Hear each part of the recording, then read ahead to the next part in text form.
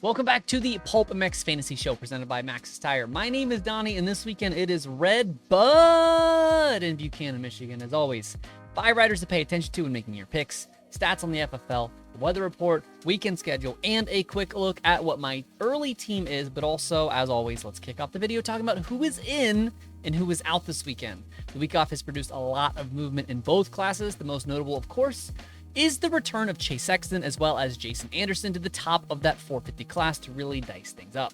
On the 250 class, Pro Circuit is bringing back Jet Reynolds, and Seth Hammaker makes his debut, as well as Justin Cooper after sitting out High Point. Unfortunately, though, we are missing a ton of guys due to WSX as well as injury, most notably Ken Roxon, Grant Harlan, Chance Hymas, Jordan Smith, and Cooper Webb. When picking your team, keep your eye on the red cross flags on the riders' picks to denote injury, and also after qualifying, be sure to check the little box at the top of the list to hide all the riders that did not put down a qualifying lap time. All right, this weekend, 3 riders I want you to look at, 1 guy to stay away from, and a high handicap guy for you gamblers out there. 250 All-Star is my do not pick, and this week it is RJ Hampshire. He is clearly one of the 2 fastest guys on the track, but unfortunately, he still has not found a way to put together 2 motos.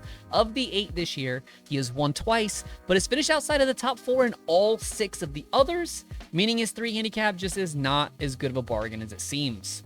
A rider that I do like this weekend is his teammate Jalek Swoll. After a disastrous opening round of the series that saw him go DNF 20 for a single pro point, he has been quietly consistent since, finishing all 6 motos inside the top 11. On one hand, his 4 finishes from 9 to 11 doesn't seem like a ton of points available, but then you see his 4th from the first moto last weekend, and now you can see that upside. In the 450 class, I'm again looking at Dylan Ferrandis if you can pick him. The 14 is the only rider to finish inside the top 4 in 6 of 8 motos this season, whose name does not rhyme with Rhett Lawrence. Not to mention, he has the best average finish of all of the other 3 handicap all-stars as well. A non-all-star on my radar this weekend is Jose Butron. The PulpMX Wildcat rider was an all-star just 2 rounds ago before bad luck caused him to come a bit unraveled. He balloons up to a 7 handicap for the week, but Red Bud is the only track on the circuit that Jose has actually raced before, as he was a member of this 7th placing Spanish MXDN team when they raced against the world's best in Michigan in 2018. The high handicap hero of the round given to a rider with a handicap of 10 or more that I think has a realistic chance to score massive points this weekend if you're the type of person that likes to sweat out a little LCQ action for a big payout. This weekend, I'm coming back to the well with Rock River Yamaha's Luca Marsalisi. The 174 comes into the weekend with a 14 handicap, and what do you know? He has been top 24 in 6 of 8 motos and finished as high as 15th, which would be a 100-point day if he could do it twice. With 4 450 guys missing this weekend due to WSX, including his teammate Grant Harlan, now might be the time to strike with Luca. Moving on to your FFLs, 250 side is a crapshoot. We are talking 6 different guys in 8 starts. Justin Cooper is tied for the most with 2 and does have the best average start, so that might be a good place to start, but tread carefully this weekend. On the 450 side, it is still jet or bust, although he is no longer perfect. Ken Roxon snagged one of them last weekend, but unfortunately, he is not racing at Red Bud.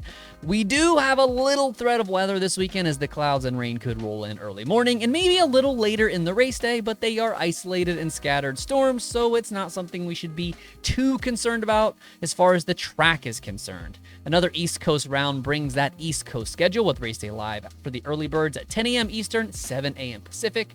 RotoMoto patrons can expect the enhanced cheat sheet at around 11:30 Eastern, while the rest of you can review the qualifying cheat sheet on Twitter and Instagram at around noon, and then an hour later, the picks lock and the gates get ready to drop at 1 p.m. Eastern, 10 a.m. Pacific. Before I show you my early team, I want to talk to you about Maxxis Tire coming back for 11 rounds of outdoor so I can deliver these videos for you. You know Maxxis Tire. You know their MX ST tire designed by the king of Supercross and my all-time favorite rider, Jeremy McGrath. It is the newest and most advanced tire in the Maxxis MX lineup, featuring an all-new tread pattern, compound, and composition to provide the stability, predictability, and traction that the upper tiers of motocross demand. Available at your local retailer and also at motosport.com. My Thursday team shows Joe Shimoda at a 3 as my all-star, Jalek Swoll at a 1, Derek Kelly with a 9, and Jet Reynolds with a big fat 11.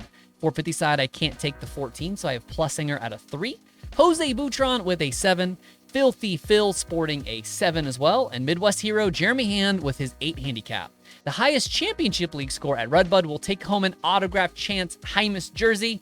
Be sure to follow PulpMX Fantasy and RotoMoto on Twitter and Instagram for all of the latest as the weekend rolls on. Thanks for watching the PulpMX Fantasy Show presented by Maxxis Tire. My name is Donnie, and may your chiz this weekend. Remember that 8 is great, and most importantly, have fun.